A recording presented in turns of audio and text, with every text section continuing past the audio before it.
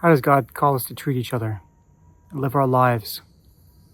We look at today, across all these readings, for the memorial of Saint Teresa of Calcutta, born unchanging from Albania, modern day, which was then the Ottoman Empire. Take a look across these lectionaries today on Daily Mystery.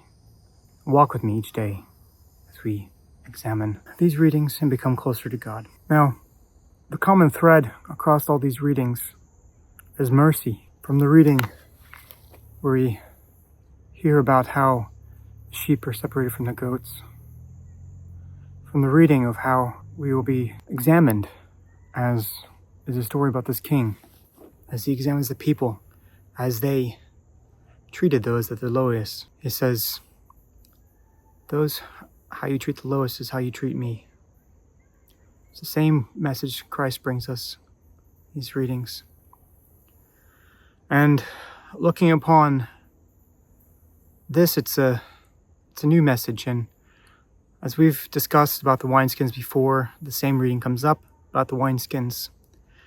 And as we look at it, it's not as saying like, this is the old and this is the new, but rather the form.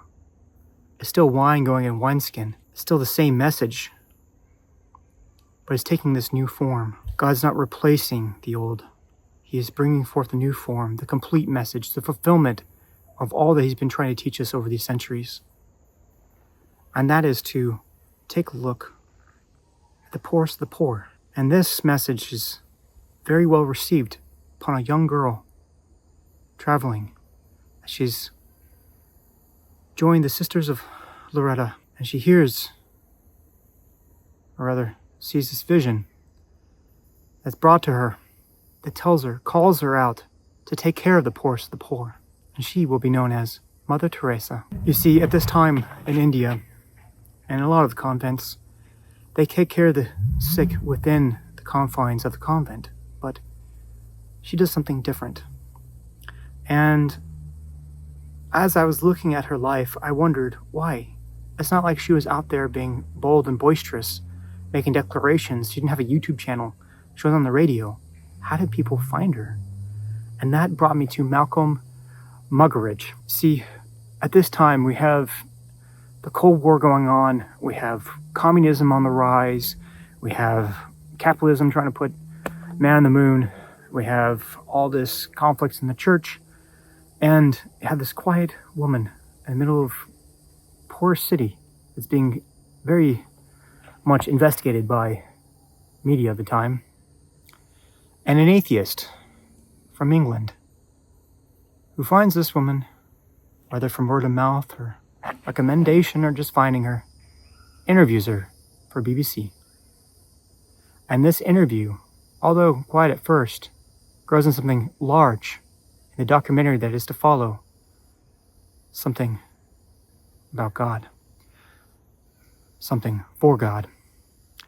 And in this documentary that he makes about Mother Teresa, it shows this different side of our church, the world, one of mercy, not of power, but of mercy.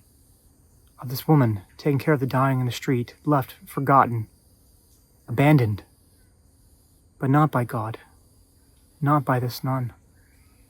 Now, when we take a look at her life as she progresses, and this man is an atheist, as you can imagine. He doesn't believe in God, but yet he's still drawn. Something draws him to Mother Teresa to make this story. Can you imagine yourself if you didn't believe in God, about this woman dedicating her life to go take care of these dying people in the middle of the street? Something about this spoke to him deep in his heart, and it changed him. Now, as we look at Mother Teresa, it's not like she converted millions of India, but rather brought this message of mercy to millions through the exposure that she's received. She was even featured on the cover of Time and even wins the Nobel Prize. Instead of holding the banquet, she has all the proceeds of both her winnings and the banquet donated to the poor. Now, when we look at this message, you can say, well, she would have this exposure to all these people to be able to bring her message even closer, maybe build a relationship, build some sort of deals to get some more funding from there. But that's not her calling. Her calling was for the poorest of the poor. And so she takes these windings. She, being humble, says, no banquet, and has it donated. Not to say that this is a wrong path to have done the banquet and gone that way either way. Either way, I think if we take in our hearts, just as called in today's reading, the intention, just like fasting is called fasting in of itself, if not done with right intentions, could essentially be narcissistic. It is not doing what it's accomplishing. It is for mercy. It is for love that we do this fasting, is that we give up these things. It's to draw us closer to God, not to punish ourselves, not to say that you can do it, but to draw ourselves closer to God, just as she does. And this is what draws her closer to God. And those in her lives as well. Because in this story, maybe it's not the story of just Mother Teresa, but maybe of Malcolm Muggeridge too, as he converts over to the Catholic Church in 1982. It's just a different way of thinking about it, because I grew up hearing about Mother Teresa, and I was just wondering, how did the world find her? They found her through an atheist. Amazing story. And the Father, Son, Holy Spirit, God bless those that are watching. God bless those each day that are fighting in this world to help the poor, to help those in need.